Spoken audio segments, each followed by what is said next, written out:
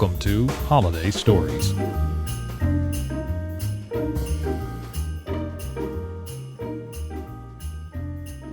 Bert's Thanksgiving by J.T. Trowbridge.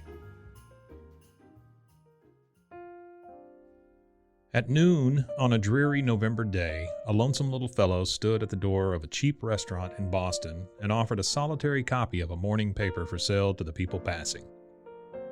But there were really not many people passing, for it was Thanksgiving Day and the shops were closed, and everybody who had a home to go to and a dinner to eat seemed to have gone home.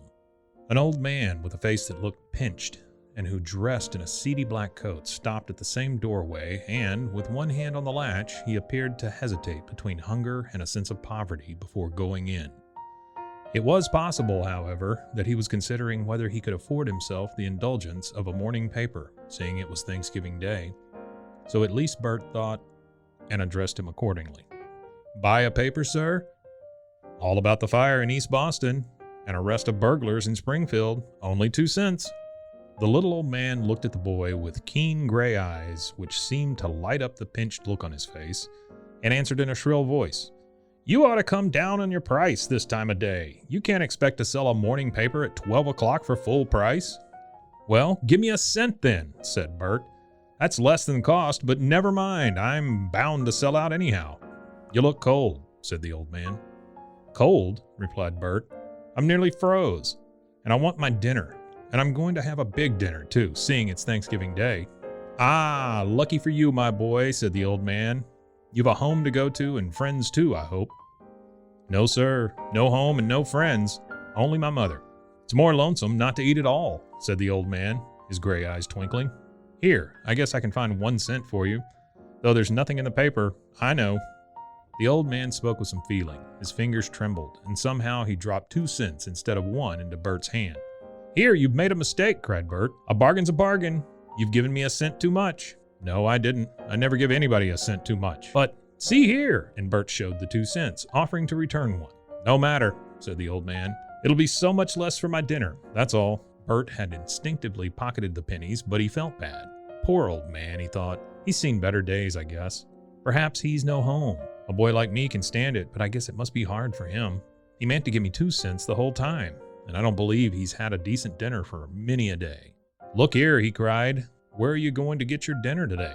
"I can get a bite here as well as anywhere. It don't matter much to me," replied the old man. "I'll pay for your dinner," Bert exclaimed. "Come, we don't have a Thanksgiving but once a year, and a fellow wants a good time then." "Ah," said the man, taking off his hat and giving it a brush with his elbow as they entered the restaurant, as if trying to appear as respectable as he could.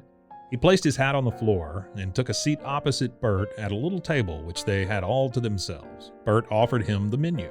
"I must ask you to choose for me. Nothing very extravagant. You know I'm used to plain food." "So am I, but I'm going to have a dinner for once in my life, and so are you," cried Bert generously. "What do you say to chicken soup and end up with a big piece of pumpkin pie? How's that for a Thanksgiving dinner?" "Scrumptious," said the old man, appearing to glow with the warmth of the room and the prospect of a good dinner. "But won't it cost you too much?" "Too much? No, sir," said Bert. "Chicken soup, 15 cents. Pie, they give tremendous big pieces here. Thick, I tell you. 10 cents. That's 25 cents, half a dollar for 2. Of course, I don't eat this way every day of the year. Here, waiter." And Bert gave his princely order as if he did it every day. "Where's your mother? Why don't you have dinner with her?" the little man asked. Bert's face grew sober in a moment. "That's the question. Why don't I? I'll tell you why I don't. I've got the best mother in the world. What I want more than anything is to be with my mother and my 2 sisters again, and I'm not ashamed to say so." Bert's eyes grew very tender, and he went on, while his companion across the table watched him with a very gentle, searching look. "I haven't been with her now for 2 years. Hardly at all since Father died. Mom couldn't support my sisters, and so I said, I'm a boy. I can do something to help. I'll go to work, and maybe help you a little, besides taking care of myself." "What could you do?" said the little old man. "That's it. I was only 11 years old, and what could I do? So I started selling newspapers. I've sold newspapers ever since, and I shall be 12 years old next month." "You like it?" said the old man. "It's okay to help make my own living," replied Bert proudly. "But what I want is to learn some trade or regular business and settle down and make my home for my mother. But there's no use talking about that." "Well, I've told you about myself," added Bert. "Now suppose you tell me something." "About myself? Yes, I think that would go pretty well with the pie. But the man shook his head. Life isn't what we think it'll be when we're young. You'll find that out soon enough. I'm all alone in the world now, and I'm nearly 70 years old. It must be so lonely at your age. What do you do for a living? I have a little place in Devonshire Street. My name is Mr. Crooker. You'll find me up 2 flights of stairs, back room at the right. Come and see me. I'll tell you all about my business and perhaps help you get a better job, for I know several businessmen. And Mr. Crooker wrote his address with a little stub of a pencil on the corner of a newspaper which had led to their acquaintance, tore it off carefully, and gave it to Bert. Well, Bert, said the old man, I'm glad to make your acquaintance, and I hope you'll come and see me. You'll find me at very humble quarters. Now, won't you let me pay for my dinner? I believe I have enough money. Let me see. And he put his hand in his pocket. Bert would not hear of such a thing, but walked up to the desk and paid the whole bill. When he looked around again, the little old man was gone. I'll go and see him the first chance I have, said Bert, as he looked at the penciled strip of newspaper margin again before putting it into his pocket. On the following Monday, Bert went to call on his new friend in Devonshire Street. Having climbed the 2 flights, he found the door of the back room at the right ajar and, looking in, saw Mr. Crooker at a desk in the act of receiving a roll of money from a well-dressed visitor. Bert entered unnoticed and waited until the money was counted and receipts signed. Then, as the visitor departed, Mr. Crooker noticed the boy, offered him a chair, and then turned to place the money in the safe. So, this is your place of business, said Bert, glancing about the plain office room. What do you do here? I buy real estate.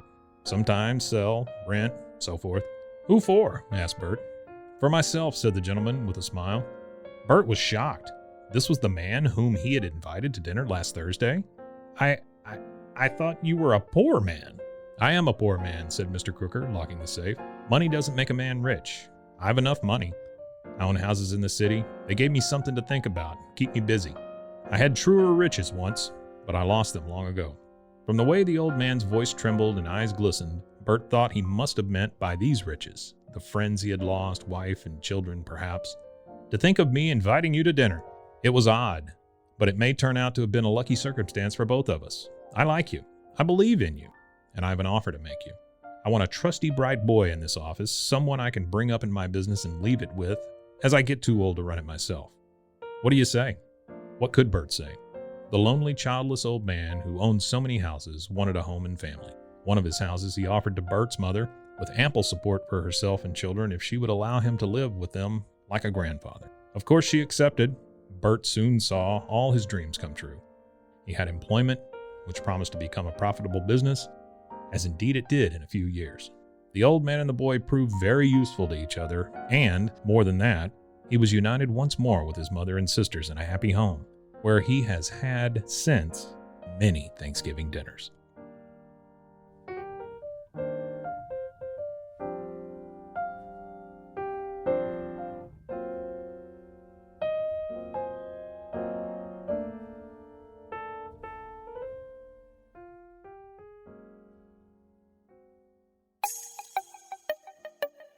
This has been a Rogue Media podcast.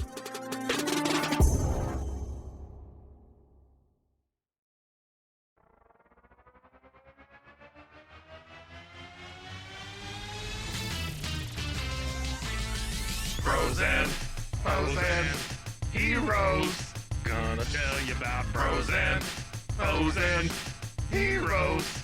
Gonna tell you about. Hey, I'm Zach. And I'm Mike. And we have a fantastic new podcast to tell you about. Bros, Foes, and Heroes. It's the two of us looking into the world of comics, breaking down some characters that you may have never heard of, and some that are just absolutely ridiculous. Yeah, so Zach comes up with a character each time, and I go into it just completely blind.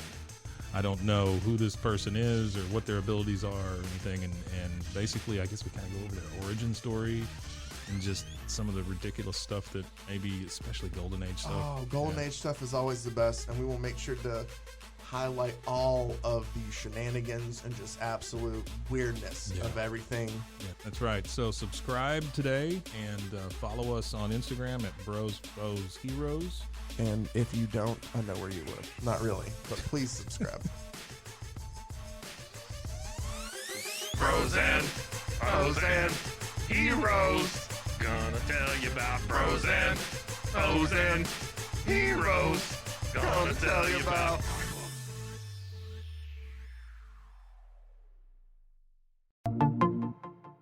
Welcome to One Star Rewind, a new podcast about those dreaded one-star reviews that every business owner hates to receive, but yet every customer loves to read. During this podcast, we will peel back that one-star review to better understand how it happened, when it happened, and what the business owner is doing after receiving that one-star review. This podcast will be about love, hate, and laughter. On One Star Rewind, we will meet with real business owners who will tell their stories and how they do rely on reviews for their business. Follow us on Facebook, Instagram, or download us at roguemedianetwork.com.